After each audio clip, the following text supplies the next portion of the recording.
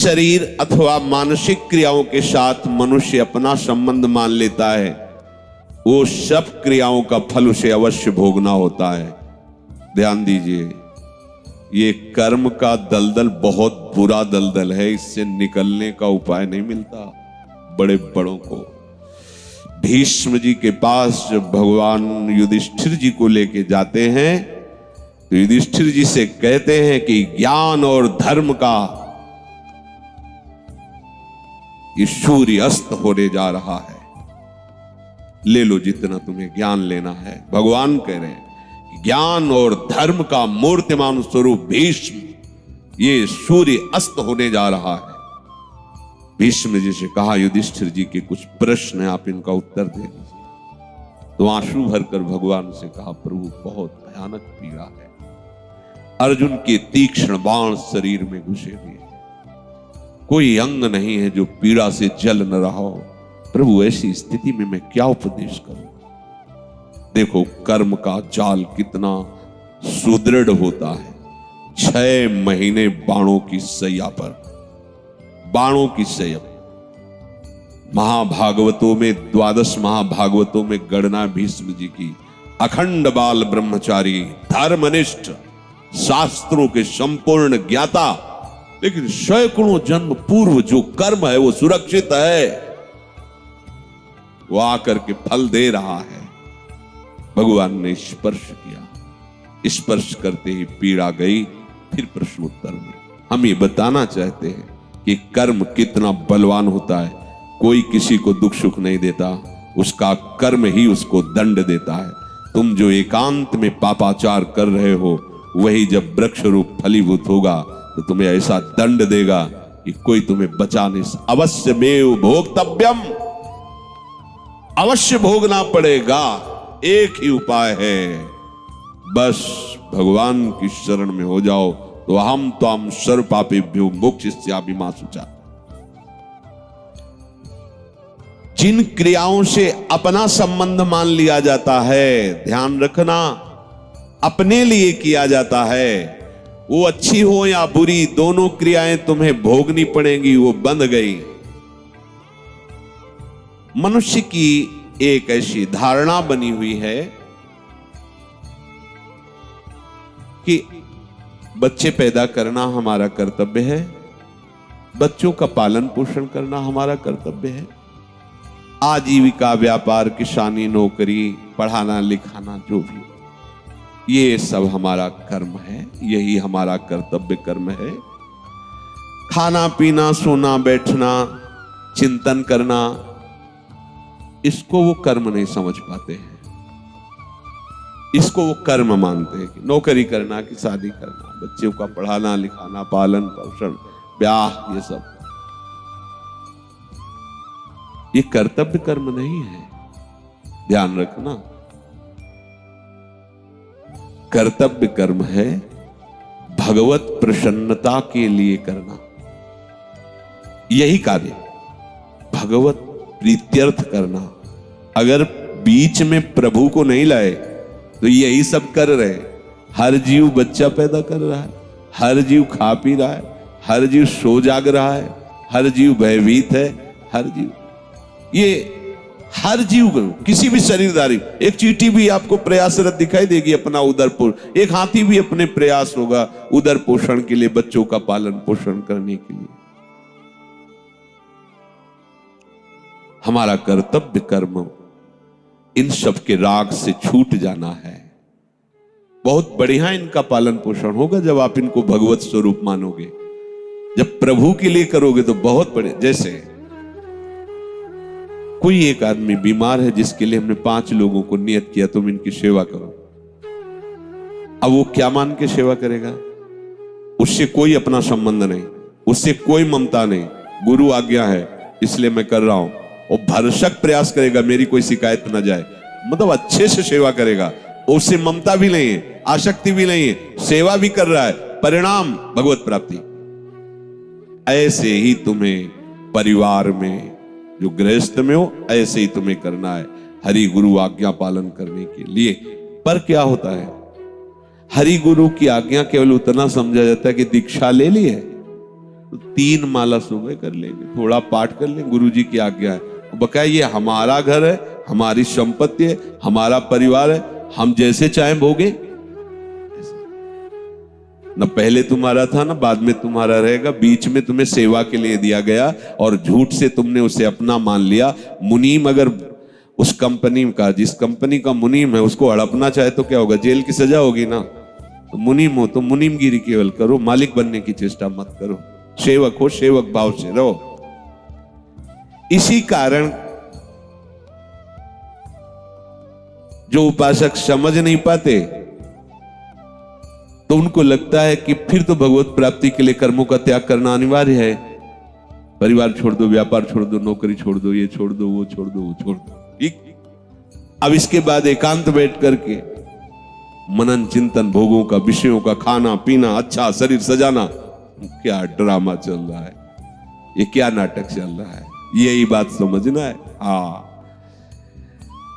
भगवत प्राप्ति की उत्कट अभिलाषा से जो वैराग्य जागृत होता है वो एक अलग चीज है। सुन सुना करके अपने कर्तव्य का भगवत स्वरूप मानकर पालन न करते हुए और उसका त्याग करके अपने शरीर के सुख आराम व्यवस्था के लिए भोगो, ये दुर्गति का कारण बन जाएगा, परमार्थ का कारण नहीं बनेगा, समझ लेना।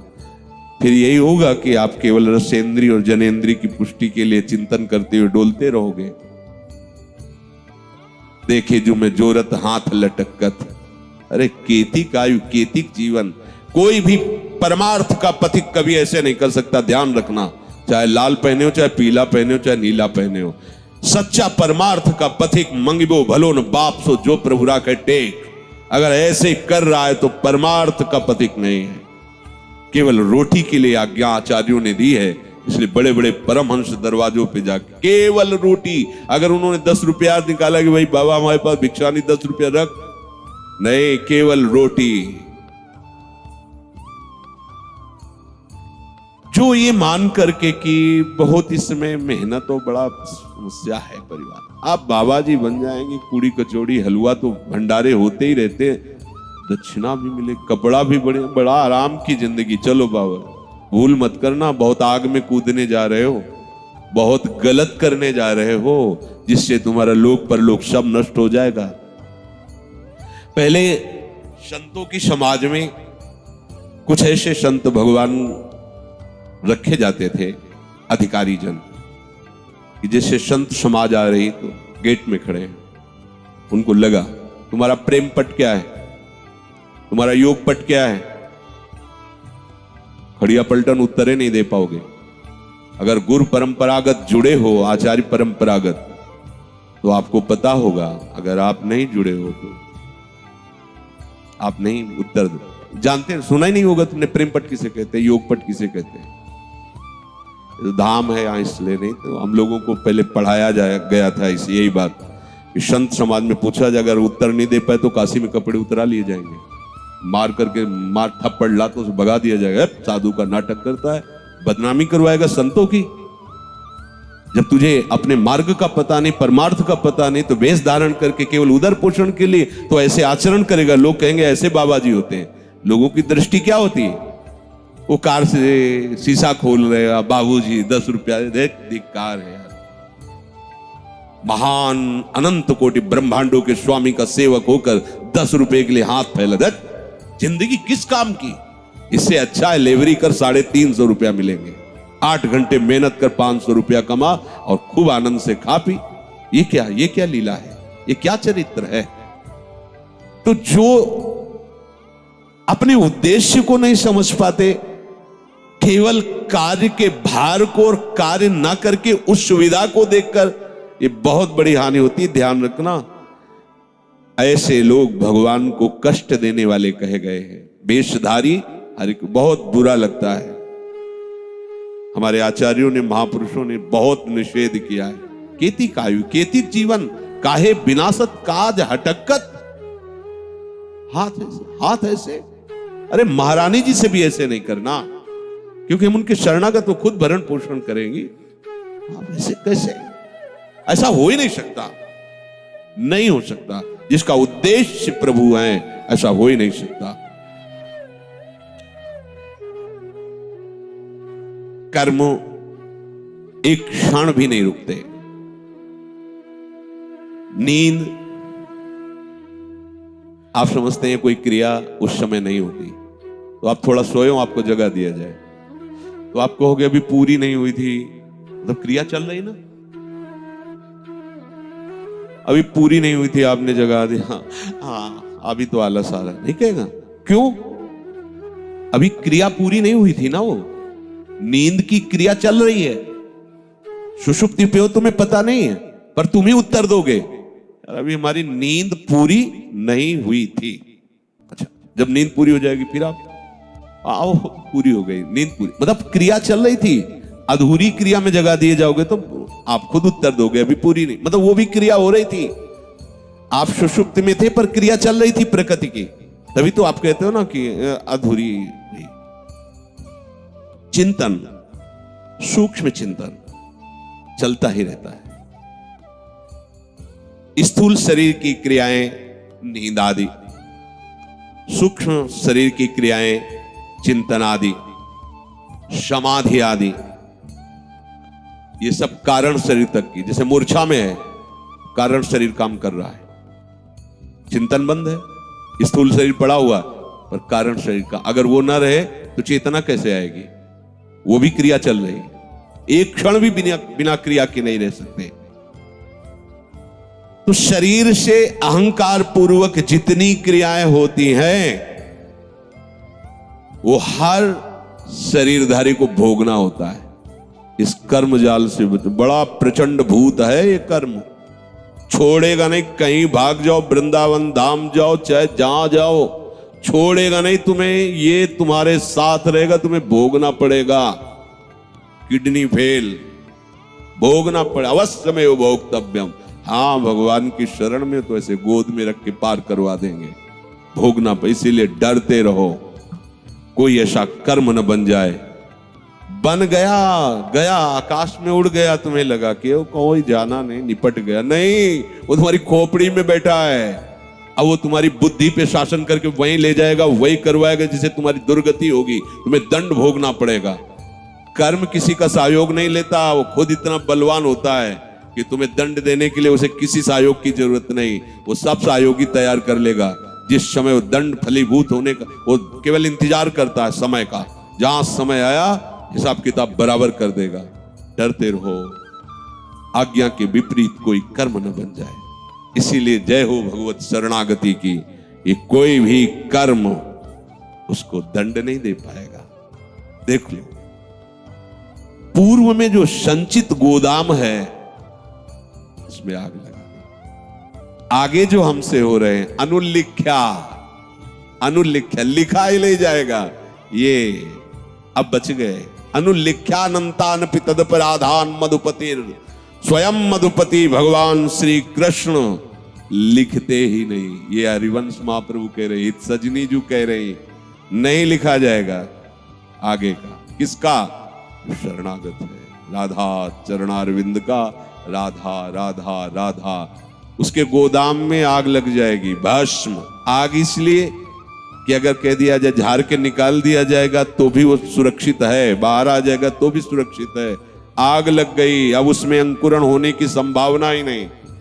आगे वाले अनुल्लिख्यानंतान, बीच में जो शरीर है आ रहा है भोग, तो ऐसे गोद में बैठाल कर भोगवा रहे हैं, जिससे उसकी दृष्टि भोग पे नहीं है, जो गोद में लिए उस पर है। इसलिए वो जो गोद में लिए वो आनंद समुद्र है, इसलिए उसे उस भोग के समय, रोग के भोग के समय, कर्म जो प्रारब्ध बनकर आया उसके भोग के समय भी वो आनंदित रहता है, क्योंकि वो देखता है मैं हरि की गोद में बैठा हुआ हूं। इसलिए सावधान। प्रभु कह रहे कोई भी ऐसा नहीं है कि एक क्षण भी कर्म के बिना रह सके। कर्म जाल से मुक्त होने का उपाय मामेव ए प्रपद्य, बहुत अमृतमय शब्द इसे समझ लो, नहीं तो बहुत बड़ी झंझट है ये कर्म। मांडव्य ऋषि हाथ उठाए, दाहिने पैर के अंगूठे के बल मंत्र जाप करते हुए समाधि अवस्था में थे। हम कह रहे कि 1 मिनट उस स्थिति में नहीं खड़ा हुआ जा सकता। हाथ उठाओ, बायां पैर के बल,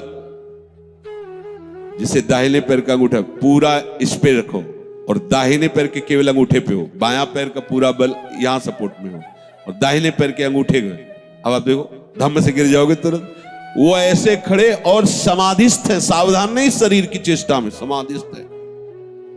राजा के यहां से चोरी करके देखो कर्म, राजा के यहां से चोर चोरी करके खजाने से अब जो राजा के यहां चोरी के बहुत ही प्रवीण होंगे, भागे तो राजकर्मचारी उन्हें पीछा किया, वो मांडव्य ऋषि जी के आश्रम में घुस गए, देखा राजकर्म, वहां पकड़ा, मैं माल सहित चोर मिले। राजकर्मचारियों के दिमाग में आया कि नाटक कर रहा है खड़े ऐसे तपस्या का, और चोर रखता है, चोरी करवाता है। उनको भी उठा लिया, अभी समाधि में ही है, उठा लिए गए, देखो कर्म। और उनको राजा के सामने पेश किया गया। समाधि एक भागवतिक स्थिति है।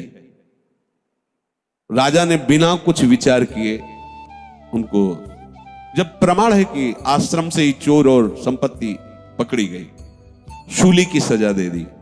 भाले की आकृति का ऐसे लोहे का एक ऊपर से जाकर ऐसे छोड़ना जोर से, जो गुदा द्वार में घुसते हुए जहां तक घुस गया, नाभि या पेट तक, अब वो ऐसे टंगा, जितने घंटा 2 घंटा दिन जितना उसकी सामर्थ, वो तड़प तड़प के मरेगा। बहुत कठिन सजा होती थी, सूली की सजा इसे कहते हैं। जब ऋषि की गुदा द्वार में वो घुसा तो चेतना जागृत हुई, तत्काल पद्मासन में बैठ गए, सूली पे पद्मासन पे बैठ गए। अब 1-2 दिन बाद जब दूसरे अपराधियों को सूली की सजा देने के लिए आए, तो पहले वालों को उतारा जाता था, वो तो सब मरे हुए थे चोर, उनको उतार, ऋषि को पद्मासन में देखो, भाग के गए, राजा से कहा कि अपराध बन गया, कोई ऐसा सामर्थ्यशाली ऋषि। तो राजा आगे गाय करके, ब्राह्मण करके, ये पद्धति है, महापुरुषों से बचने के लिए पद्धति थी कि जैसे गाय आगे है और पवित्र ब्राह्मण आगे हैं तो उनका रोष शांत हो जाएगा, कि गौ भक्त है, ब्राह्मण भक्त है, पहली दृष्टि में ही ऐसा उन्होंने किया। और जाकर कहा, मुनीश्वर मुझे बिल्कुल पता नहीं था और मैं क्षमा नहीं मांगता, आप जो चाहो दंड दे दो, पर मुझे बिल्कुल पता नहीं। बोले मुझे सूली से निकलवा, मैं तुझे दंड नहीं दूंगा, मैं कर्म का न्याय करने वाले को दंड दूंगा। कोई साधारण ऋषि थोड़ी, मांडव्य ऋषि थे। बहुत प्रयास किया गया, सूली निकली नहीं, कटवा दिया गया। तो उसी सूली को अणि कहते, उसकी नोक अंदर थी, इसलिए उनको अणि मांडव्य ऋषि कहा। वो सीधे वहां से अंतर ध्यान हुए यमराज के पास पहुंचे। धर्मराज हो, मुझे याद है, जब से याद है तब से कोई अपराध नहीं किया और तपस्या में जीवन व्यतीत करता हूं, ऐसा दंड कैसे तुमने दिया? तो भगवान आप नाराज मत होइए, आप स्वयं देख लीजिए। तो जैसे टीवी चला के प्रोग्राम नहीं दिखाया जाता, ऐसे होती। तो 8 वर्ष के थे मांडव्य ऋषि, तो एक तितली को खेल खेल में ऐसे पकड़ा और बमूल का लंबा कांटा उसके गुदादार में डाल के छोड़ दिया, वो तड़पते हुए मर गई। तो भगवान ये दंड आपको मिला है, ये इसी जन्म का है, क्योंकि आप भजन कर रहे हैं, तपस्या कर रहे हैं, तो आपको मुक्त होना है, तो ये आपको। तो उनका 8 वर्ष के बालक को तो ज्ञान होता नहीं। पहली मर्यादा है मैं रखता हूं कि 14 वर्ष तक के अपराधों को दंड ना दिया जाए, क्षमा किया जाए, वो मर्यादा रखी गई। और दूसरी बात, आपने न्याय ठीक नहीं, इसलिए मैं आपको शाप देता हूं, 100 वर्ष के लिए मृत्यु लोक में तुम जाओ। मृत्यु लोक में आना जानते हो क्या है? दंड है। अगर भजन करके भगवान को प्राप्त कर लो तो बढ़िया, नहीं तो यहां आना कोई अच्छी बात नहीं। इसे मृत्यु लोक कहते, भयावह लोक है। वही विदुर जी के रूप में साक्षात धर्मराज जी आए। तो ये बात, कर्म बख्शता नहीं किसी को। देख लो इतने बड़े ऋषि जो दाहिने पैर के अंगूठे को बल ऐसे तपस्या, तो हमारी तुम्हारी दशा क्या होगी? हमारे तो रोम रोम में सूली डाली जाए तो भी हिसाब नहीं बराबर होगा। वो तो ऐसे, यहां तो 10 मिनट खड़े होकर प्रार्थना करने का मन नहीं होता, हाथ वो अंगूठे के बल खड़े होकर हाथ ऊपर उठा के मंत्र तपस्या।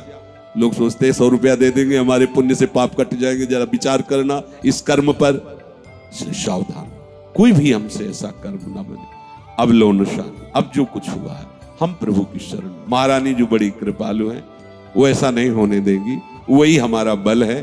पर उनके सिवा और अगर कोई और हुआ तो इतने चतुर शिरोमणि हैं कि फिर वो दूसरा नियम लागू हो जाएगा, शरणागत के समस्त भार को प्रभु स्वीकार कर लेते हैं। भयभीत होकर के आ जाओ शरणा, जो सभी तावा शरणाई रखियो ताई प्राण की नाई, प्रभु कह रहे। इसलिए शरणागत ही एक उपाय है जो हमें हर कर्म बंधन